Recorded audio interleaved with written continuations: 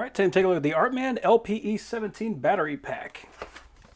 So we got 2 batteries, we got the charger, and we got the cable. So this is a USB-A to micro USB cable. This is your charger, so we can charge both batteries at the same time. The charging port is in the bottom right. We do have a couple of LED indicators there to tell you what's charging and what's charged. So you can see here it says channel 1, channel 1, channel 2, channel 2. These are the batteries. See, it's an LP-E17, but the big thing about this is that it is a 1300 milliamp hour. So the ones that you get from Canon, they're a 1040 milliamp hour. So this is actually going to have a longer battery life than the official Canon batteries. So you can see we do have 2 green lights here in the bottom, and if we plug the battery in, it goes from green to red so that you know that it's still charging.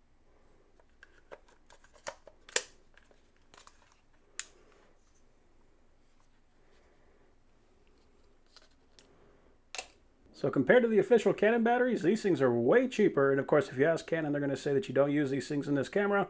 You only use the official batteries. Of course they will. But the fact of the matter is, this thing does work. They're way cheaper, and they're going to have longer runtime. So these are the obvious way to go.